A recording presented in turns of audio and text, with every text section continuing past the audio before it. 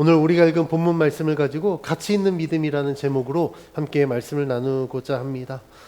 예수님께서 산헤드린 공회가 예수님을 죽이기로 결의한 것을 아시고 그 자리를 피하여서 어디로 가셨죠? 지난주에 에브라임이라는 곳에 머무십니다. 근데 그곳에서 잠깐 머무시고 다시 예수님은 예루살렘으로 오십니다. 왜냐하면 유대인의 절기인 유월절을 지키기 위함입니다. 이 12장 이제 앞으로 나오는 유월절은 지난주 설교에서도 말씀드렸듯이 예수님이 공생의 기간에 마지막으로 지키는 유월절입니다. 마지막이라 함은 예수님이 이제 십자가를 지기 위하여서 예루살렘에 올라가는 겁니다.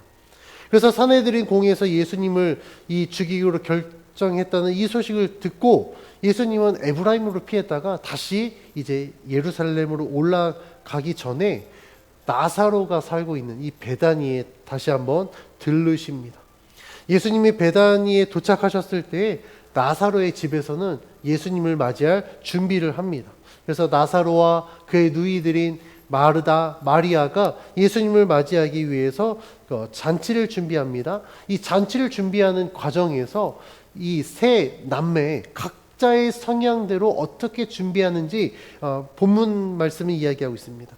마르다는 누가복음 10장에서와 같이 또다시 예수님을 맞이하기 위해서 음식을 준비합니다.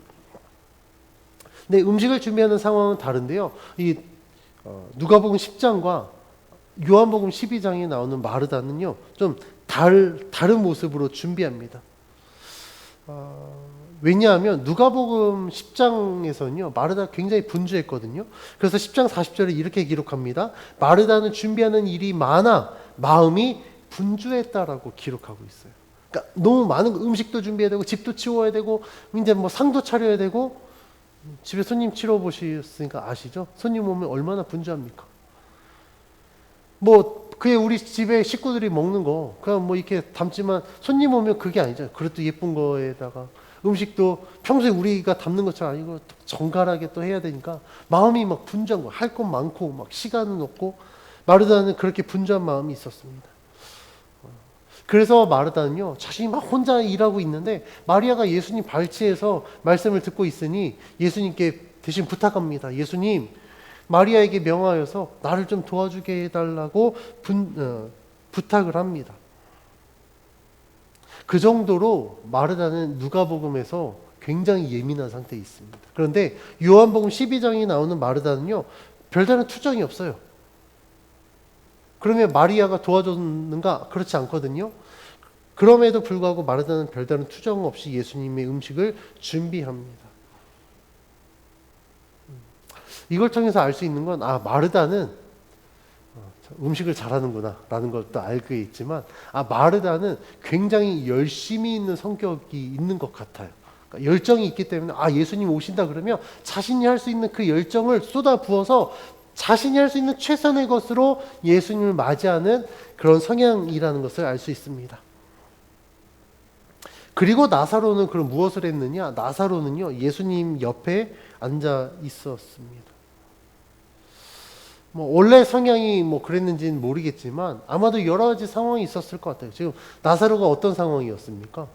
죽을 병에 걸려서 실제로 죽었다가 장례까지 다 치렀다가 다시 살아난 거 아니겠습니까? 그 우리들 생각에 좀 죽었다 살아났으니 요양이 필요하지 않았을까? 그렇게 상상할 수도 있었을 것 같아요. 그런데 이 나사로는요, 어떤 이유였든지 간에 예수님의 곁에서 지금 있는 겁니다. 그럼 나사로가 예수님의 곁에 있었다라는 것은 나사로에게 있어서 가장 중요한 건 다른 어떤 준비보다 나를 살리신 그 예수님을 통하여서 또 다른 생명의 말씀을 듣는 것을 최우선으로 여겼을 겁니다. 그래서 나사로는요, 예수님 곁에서 이 말씀을 듣고 있었던 거예요. 그럼 마지막 한 사람, 마리아는 무엇을 했는가? 사실 오늘 본문 말씀의 하이라이트라고 할 수 있는 장면이 나옵니다. 마리아가 예수님께 한 행동에 대해서 오늘 본문은 이렇게 기록하고 있는데 3절 말씀을 같이 한번 봉독해 봅니다. 시작. 마리아는 지극히 비싼 향유 곧 순전한 나드 한 근을 가져다가 예수의 발에 붓고 자기 머리털로 그의 발을 닦으니 향유 냄새가 집에 가득하더라. 아멘. 마리아는 값비싼 지극히 비싼 향유 곧 순전한 나드 한 근을 가져다가 예수님의 발에 붓습니다. 이 마리아의 행동을 이해하기 위해서 당시의 그 관습과 문화를 우리가 조금 살펴보면 이해할 수 있을 것 같아요. 예수님 당시에 경제적으로 여유가 있는 사람들은요, 손님이 오면 그 손님을 위하여서 지금의 올리브 기름이라고 할 수 있는 감람유를 준비하여서 발라주곤 했습니다. 이런 행위는 손님을 환대하는 의미도 있지만 그 상대를 굉장히 귀한 사람으로 그 집주인이 인정할 때 이렇게 기름을 붓는다라는 겁니다. 그런데 오늘 본문 말씀은요, 감람유가 아니라 향유라고 이야기합니다. 그것도 그냥 보통 향유가 아니라 값비싼 향유라고 이야기하고 있습니다. 그럼 마리아가 이 값비싼 향유를 예수님께 부었다라는 것은 마리아는 예수님을 최고의 손님으로, 최고의 사람으로 인정했다라는 것을 알 수 있습니다. 그리고 그 예수님을 자신이 할 수 있는 가장 최상의 방법으로 환대했다라는 것을 알 수 있습니다. 그러면 조금 덜 뭐 할 수도 있는데 이 비싼 향유를 머리에 붓는 것도 아니고 발에 붓는다? 그럼 마리아는 왜 이런 행동을 했을까? 마리아가 의도한 것은요, 자기 오라비가 죽었다 살아났잖아요. 생명을 얻었잖아요. 생명보다 더 귀중한 게 어디 있겠습니까? 그러니까 그 가장 귀한 생명을 얻었기 때문에 무엇을 드려도 아깝지 않았기 때문에 값비싼 향유를 예수님께 부었습니다. 그런데 이러한 마리아의 의도와는 상관없이 예수님은요, 자신의 발에 향유를 부은 이 마리아 행동에 대해서 다른 해석을 합니다. 예수님이 뭐라고 말씀하시는지 7절 말씀이 이렇게 기록되어 있습니다. 7절 같이 한번 봉독합니다. 시작. 예수께서 이르시되 그를 가만두어 나의 장래할 날을 위하여 그것을 간직하게 하라. 아멘. 예수님은 이 마리아 행동에 대해서 뭐라고 이야기하십니까? 예수님은 자신의 장래를 준비하는 행동으로 여겼고 그 행동을 가만두라라고 두게 하라라고 말씀하십니다. 예수님이 마리아가 향유를 부은 이 행위를 금하려는 자, 오늘 본문에서 가룟 유다가 그걸 금했거든요. 그에게 대하여서 그녀를 가만두어 나의 장래를 준비하게 하라라고 말씀하신 이유가 있습니다. 오늘 본문에서 이 마리아가 향유를 부은 이 행위를 직접적으로 언급하지 않지만 공관복음에서는요, 이 행위를 예수님의 장래를 준비하는 행위로 이야기합니다. 마가복음 14장 8절은 이렇게 이야기합니다. 그는 힘을 다하여 내 몸에 향유를 부어 내 장래를 미리 준비하였다. 공관복음에서는 예수님이 그 향유를 부었을 때 그 행위를 뭘로 여기셨다고요? 자신의 장래를 미리 준비한 행위로 여기셨다고요. 그러니까 마리아는 예수님이 죽으실 것이라는 사실을 몰랐습니다. 그러니까 장례를 준비하는 의미로 향유를 부은 게 아니었었어요. 그런데 예수님은 그 행위를 내 장례를 준비하는 행위로 여기셨습니다. 왜냐하면 지금 예수님은 어떤 상태입니까? 예수님은 십자가의 죽음을 준비하고 있는 상태거든요. 그렇기 때문에 예수님은 그 사람들이 행하는 모든 행위를 다 자신의 죽음을 위한 준비로 여기셨다라는 거예요. 예수님의 장례를 준비하기 위한 목적이었든 아니면 정말 최고의 방법으로 예수님을 환대하는 목적이었든 마리아가 예수님의 발에 이 가장 값비싼 향유를 부은 건 굉장히 의미 있는 행위였습니다. 그러면 어떤 의미가 있는 행위였습니까? 마리아는 생명을 얻은 그 은혜에 감사함으로 모든 것을 드렸다라는 거예요. 여기서 중요한 포인트는요, 생명과 모든 것입니다. 여러분들에게 있어서 가장 소중한 건 무엇입니까? 어떤 것이 삶에서 가장 중요하십니까? 물질, 성공, 다 중요하겠죠. 근데요, 아무리 기백옥을 갖고 있어도 시한부 인생 살면 의미가 없어요. 여러분들에게 1조의 재산이 있다고 생각해보세요. 근데 내 삶은 내일까지예요. 하루 만에 1조 다 쓰실 수 있겠습니까? 아무리 비싼 음식 먹어도 1조 먹는데 1조 못할 거예요. 아무리 비싼 호텔 가도 1박에 1조는 못할 겁니다.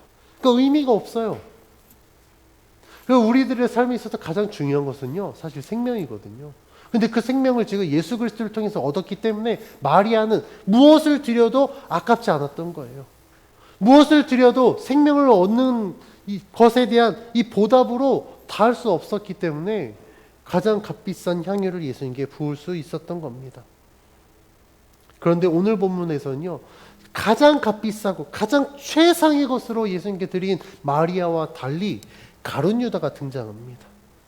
가룟 유다는요, 마리아의 이 행위를 오히려 비판합니다. 칭찬하는 게 아니라 비판해요.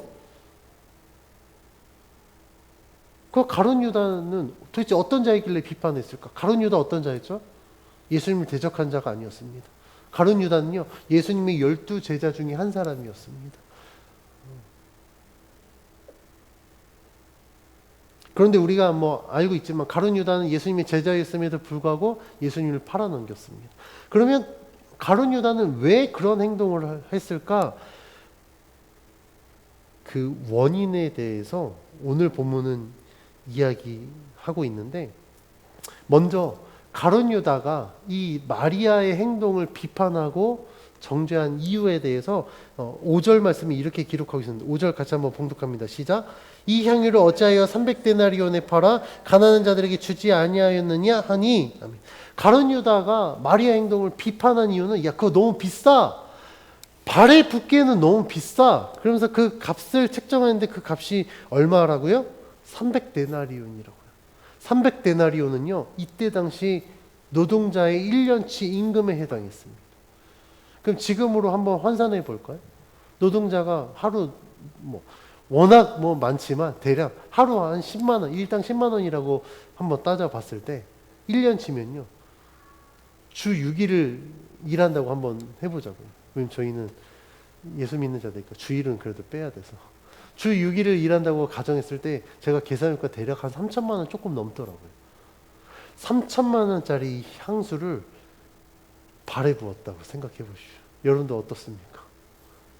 아까웠을 거예요. 제가 향수 값을 잘 모르겠지만 10만 원짜리 향수도 좀 비싼 향수 아닐까요? 10만 원짜리 부어드리고 나머지 2,990만 원을 어려운 이웃에게 하면 얼마나 값진 일이겠습니까? 지금 가룟 유다는 이런 계산이 선 거예요. 그래서 이야기하는 겁니다. 야, 가난한 자들에게 나눠주면 도대체 얼마나 많은 사람들을 구제할 수 있는데 너 너무 말도 안 되는 일을 한 거야. 너무 무모한 짓을 한 거야 라고 지금 가룟 유다가 이야기하고 있습니다. 그러나 가룟 유다는 정말 가난한 자들을 생각해서 이런 이야기를 했을까? 그렇지 않습니다. 가룟 유다의 이런 말은요, 빚 좋은 게살구와도 같았어요. 왜냐하면 바로 나오는 6절 말씀에서 가룟 유다를 이렇게 이야기하고 있습니다. 6절 같이 한번 봉독합니다. 시작. 이렇게 말함은 가난한 자들을 생각함이 아니요 그는 도둑이라 돈꾀를 맞고 거기 넣는 것을 훔쳐가미러라. 아멘.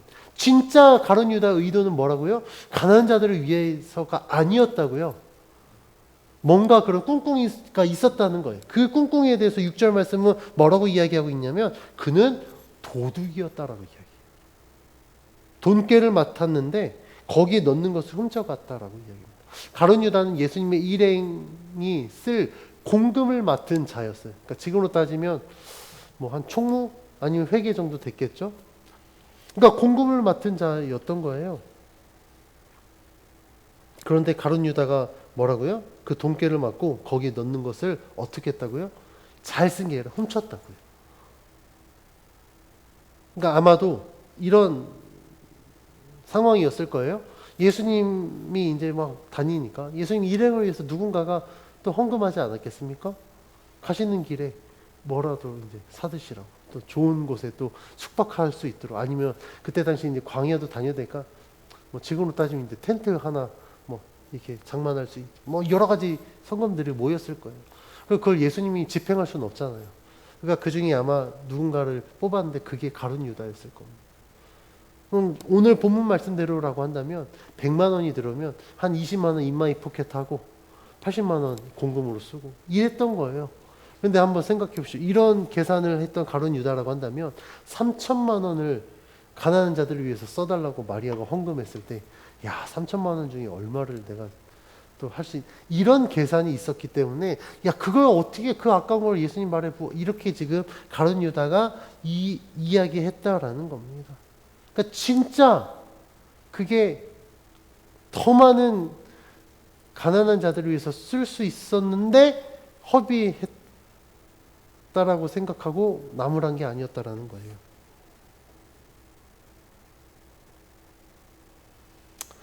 가룟 유다의 이러한 말에서 저는 두 가지 사실을 강조하고 싶습니다. 먼저 첫 번째는요, 가룟 유다는 마리아가 예수님을 사랑하고 섬기는 것만큼 예수님을 사랑하는 자가 아니었다라는 사실.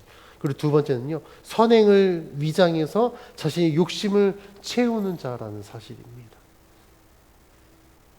가룟 유다가 예수님의 제자로서 정말 예수님을 따르는 자였다고 한다면 마리아의 행동을 비판할 것이 아니라 오히려 칭찬했었어야 돼요. 그리고 오히려 부러워했어야 될 겁니다. 야, 제자인 나도 못하는 행동을 마리아가 저렇게 한다고? 진짜 믿음이구나. 아마 지금으로 따 엄지척을 해줘도 시원찮을 판국에 가룟 유다는요, 마리아의 행동을 어떻게 했다고요? 오히려 비판했다고요. 왜 그랬다고요? 마리아만큼 가룟 유다는 예수님을 사랑하지 않았습니다. 그만큼 예수님을 믿어드리지 못했기 때문에 그래요. 또 하나는 선행을 위장해서 가룟 유다는 자신의 욕심을 채우는 마음이 너무나도 가득했기 때문에 그렇습니다.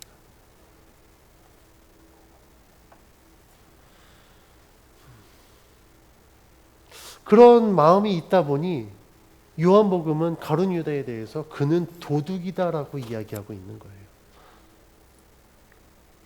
참 안타까운 사실이죠. 가룟 유다는 예수님의 제자였습니다. 제자였음에도 불구하고 제자가 아닌 마리아보다 그는 더 못한 믿음을 갖고 있었던 거예요. 더 못한 삶을 살고 있었던 겁니다.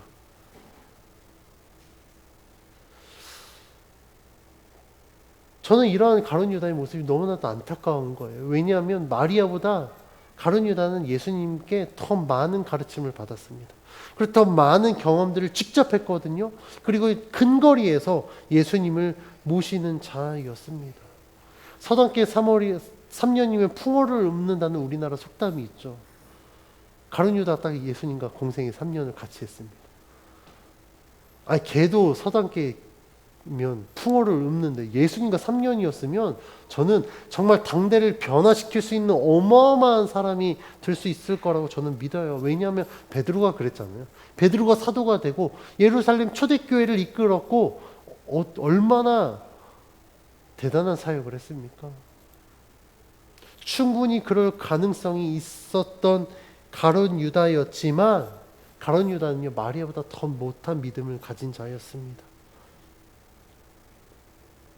자신의 것을 내어드리는 마리아보다 더 못한 삶, 자신의 것을 내어드린 것이 아니라 자신의 욕심을 채우기 위해서 공금을 훔치는 자, 정말 주를 위해서 자신의 모든 것을 헌신하는 마리아보다 더 못한 자가 되어 예수님을 섬기기는커녕 오히려 예수님을 배신하고 예수님을 팔아넘기는 이러한 자가 바로 가룟 유다였습니다.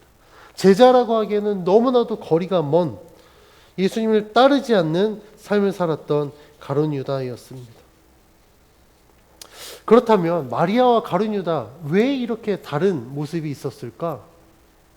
가장 큰 이유는요, 예수님에 대한 믿음이 어떤가에 따라 이렇게 행동도 다르게 나타났습니다. 마리아는요, 예수님을 절대적으로 믿고 신뢰했습니다. 왜냐하면 예수님을 통하여서 나사로가 죽었다가 다시 살아난 것을 본인이 직접 경험했기 때문에 그렇습니다.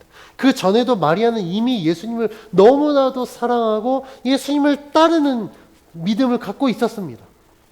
그런데 나사로가 죽었다가 다시 살아나 이걸 보면서 야, 이거는 진짜다 라고 아예 그 확증을 해버린 거예요. 나는 예수님만을 믿고 예수님을 따르겠다라는 그 믿음의 결단이 있었기 때문에 예수님께 이렇게 값비싼 것도 드릴 수 있었던 겁니다. 모르겠습니다. 마리아가 얼마나 부자인지 성경은 사실 이야기하지 않고 있기 때문에 모르겠지만 미루어 짐작해 보았을 때 그렇게 부자는 아니었던 것 같아요. 만약에 부자였으면 성경이 이렇게까지 이야기 안 했을 겁니다. 왜냐하면 많은 것 중에 일부를 드리는 것에 대해서 성경은 그렇게 주목하지 않거든요. 성경이 늘 주목하는 건 뭐냐면 정말 없는 가운데 자신의 모든 것을 드리면 성경은 그것을 굉장히 부각시킵니다. 왜냐하면 그것은요, 믿음이 아니면 그런 행동을 할 수 없기 때문에 그렇습니다. 마리아도 동일합니다.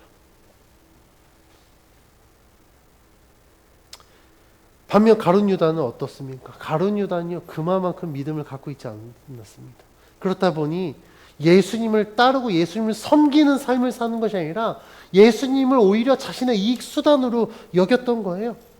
그래서 예수님의 제자라는 그런 타이틀을 가지고 모아진 공금을 훔치는 이런 죄를 범하기도 했습니다. 그리고 나중에 어떻습니까? 예수님을 팔아넘기지 않습니까? 가룟 유다의 이런 행동들을 보면 예수님을 믿고 따른다라기보다 오히려 자신의 욕심을 채우기 위해서 예수님을 이용해 먹었다라고 표현하는 게 더 맞을 겁니다. 우리는 이러한 가룟 유다와 마리아의 이런 모습을 통해서 진짜 믿음이 무엇인지를 우리는 알 수 있습니다. 진짜 믿음은 어떤 믿음입니까? 마리아처럼 자신이 생명을 얻었다라고 한다면 그 생명을 얻은 것으로 말미암아 모든 것을 드릴 수 있어야 됩니다.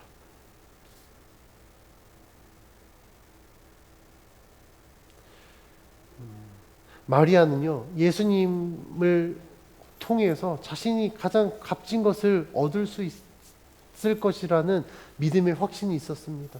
그렇기 때문에 마르다가 예수님을 초대해서 음식을 준비하는데 분주한 상황 가운데서도 마리아는 어떻게 합니까? 예수님 발치에서 예수님의 말씀을 듣습니다. 마리아가 이렇게 행동할 수 있었던 건 예수님을 통해서 자신의 가장 좋은 것을 얻을 수 있을 것이라는 믿음의 확신이 있었기 때문에 그래요. 예수님의 말씀보다 더 소중한 것은 없다라는 그 믿음이 있었기 때문에 마리아는 예수님 곁에서 말씀을 들었던 겁니다. 이러한 마리아의 행동, 마리아의 믿음이 맞았다라는 것을 우리가 어떻게 알 수 있냐면 그 마리아의 행동에 대한 예수님의 평가였습니다. 예수님이 막 마르다에게, 분주한 마르다에게 예수님 뭐라고 말씀하십니까? 마리아는 가장 좋은 것에 하나를 선택했다라고 이야기를 하고 있습니다. 그럼 마리아가 선택한 가장 좋은 것은 무엇이었습니까? 바로 생명의 복음이었습니다. 마리아가 예수님께 들은 것은요, 다른 것이 아니었어요. 바로 이 생명의 복음이었습니다. 그 생명의 복음을 듣고 믿고 있는 상황 가운데 죽은 나사로가 다시 살아난 것을 통하여서 마리아는 예수님의 말씀을 확증한 거예요. 아예 그냥 나는 이 말씀을 내 평생의 복음으로 믿기로 결정한 겁니다. 그러니까 이렇게 드릴 수 있었던 거예요. 반면 가룟 유다는요, 자신이 생각하는 최고의 것을 선택하기 위해서 예수님을 따르는 것이 아니라 예수님을 배반했습니다. 가룟 유다가 생각했던 삶의 최고의 가치는 무엇이었습니까? 바로 돈이었어요. 그러니까 공금을 훔치는 일을 하고 그 돈을, 많지도 않은 그 돈을 받고 예수님을 팔아넘기기도 했습니다. 물질을 얻기 위해서 도둑질을 하고 물질을 얻기 위해서 예수님을 배반했던 가룟 유다, 그의 최후는 어땠습니까? 우리가 알고 있듯이 그는 스스로 목숨을 끊는 죄를 범하게 됩니다.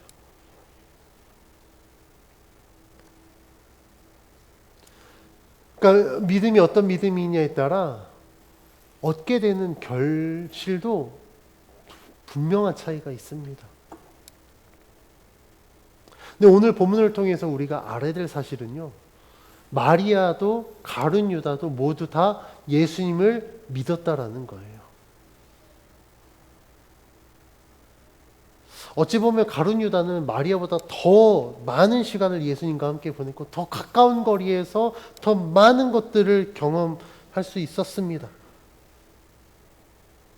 그럼에도 불구하고 예수님께 행한 행위를 보면 마리아가 예수님 제자 같고 가룟 유다가 그냥 뭐 지나다니다가 예수님을 믿게 된 어떤 한 명의 성도로 여겨질 수도 있어요.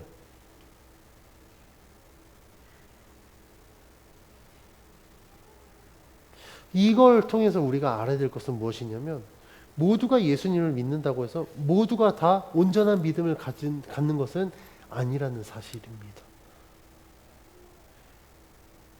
이런 차이가 나는 건요, 서로 다른 예수님을 믿어서가 아니에요. 서로 다른 성경을 공부해서도 아닙니다. 똑같은 예수를 믿고 똑같은 성경을 통하여서 신앙을 배워도 믿음의 결과는요, 전혀 다릅니다.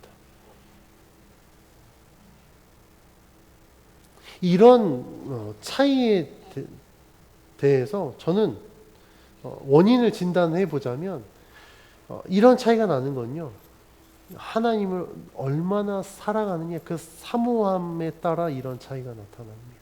그러니까 똑같은 예수를 믿어도 정말 내가 정말 하나님을 사모하면요, 마리아와 같이 최상의 것도 주를 위해서 바칠 수 있습니다.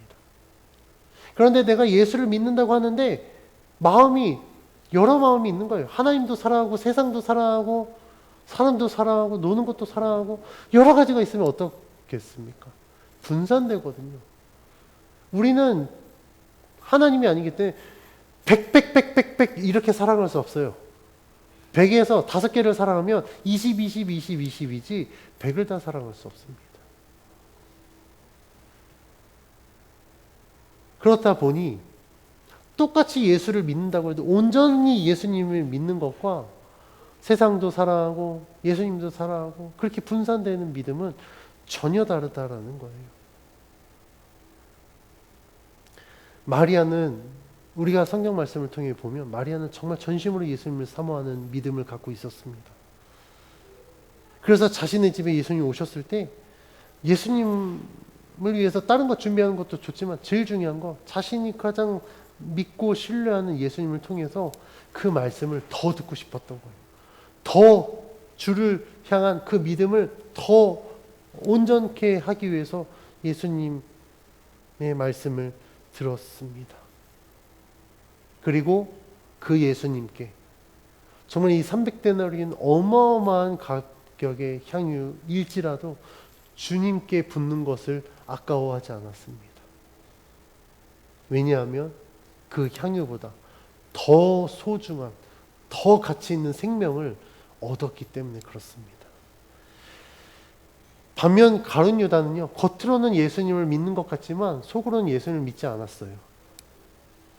왜요?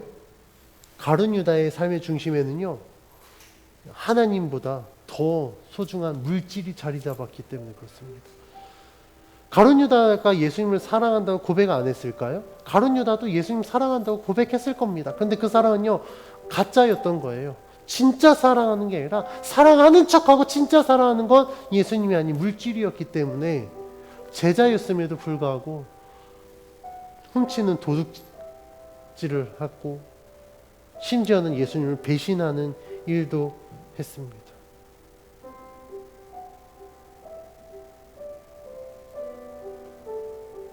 그래서 오늘 우리는 이 본문을 통하여서 그러면 진짜 가치 있는 믿음은 무엇인가에 대해서 우리가 고민해 봐야 됩니다.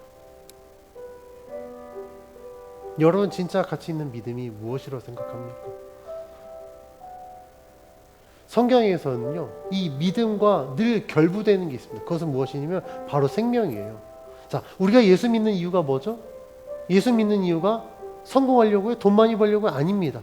우리가 예수 믿는 이유는 누구든지 예수 믿으면 멸망하지 않고 영원한 생명을 얻기 때문에 우리가 예수를 믿는 거예요. 그래서 믿음과 생명은요, 늘 연계되어 있습니다. 그래서 저는 진짜 가치 있는 믿음을 이야기할 때 그 믿음의 핵심은 생명이라고 이야기합니다. 진짜 가치 있는 믿음의 핵심은 생명입니다. 생명을 얻기 위해서 예수님을 믿는다면 그는 성경이 약속한 영원한 구원을 얻게 됩니다. 반면 세상의 성공을 위해서 예수를 믿는다면 어떻게 될까요? 온갖 그 믿음은요, 거짓과 위선으로 가득하게 됩니다. 겉으로는 예수를 믿는다고 합니다. 예수님을 따른다고 합니다. 그런데요, 그거는요 정말 그 믿음으로 말미암아 생명을 얻기 위함이 아니라 이 세상의 성공을 얻기 위해서 예수를 믿는다고 위장한다라고요. 이런 믿음은요 절대 예수님 앞에 자신의 것을 드릴 수 없습니다. 희생하고 헌신할 준비가 전혀 되어 있지 않습니다. 왜요? 자신의 성공이 최우선이기 때문에 그렇습니다. 여러분들은 하나님을 믿는다고 하면서 정말 주님 앞에 모든 것을 드릴 수 있는 정말 가치 있는 믿음을 갖고 계십니까?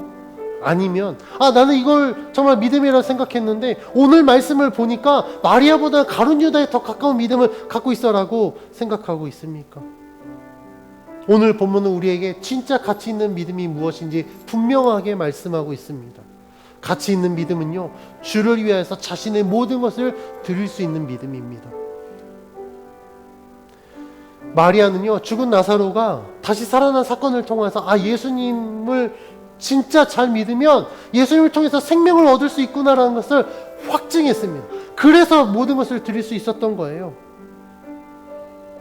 저는 우리 모두가 이러한 마리아와 같은 믿음을 갖기를 원합니다. 우리가 모든 것을 드린다고 해서 하나님이 우리들의 모든 것을 요구하지 않으세요. 내가 이러한 가치 있는 믿음을 갖기를 원합니다라고 결단하니까 하나님이 그래? 야 그럼 너 지금 통장에 있는 잔고 다 털어서 헌금해라 이렇게 이야기하지 않으신다고요. 아브라함처럼 너 정말 그렇게 믿니? 저한테 야 그럼 너 네 사랑하는 아들 딸 나에게 바쳐라. 오늘 산에 올라가서 제사를 드려 이렇게 요구하지 않는다고요. 아브라함의 사건을 통해서 알 수 있지 않습니까? 하나님이 진짜 이삭을 요구했습니까? 아닙니다. 정말 그 사랑하는 그 마음이 무엇인지 하나님 그걸 확인하고 싶으셨던 거예요. 그래서 우리들에게 요구하시는 건 무엇이냐면 하나님을 향한 사랑입니다. 그 마음, 그 중심을 원하시는 겁니다. 저는 우리가 이러한 믿음의 결단을 했으면 좋겠습니다. 내가 주님을 믿는다고 한다면 내 삶의 중심에 다른 어떤 것이 아닌 정말 오직 하나님, 오직 복음, 그것을 중심에 모셔드리고 정말 하나님이 인정할 수 있는, 그리고 세상에게 칭송받을 만한 가치 있는 믿음으로 살아가는 저와 여러분이 되길 주의 이름으로 간절히 축원합니다.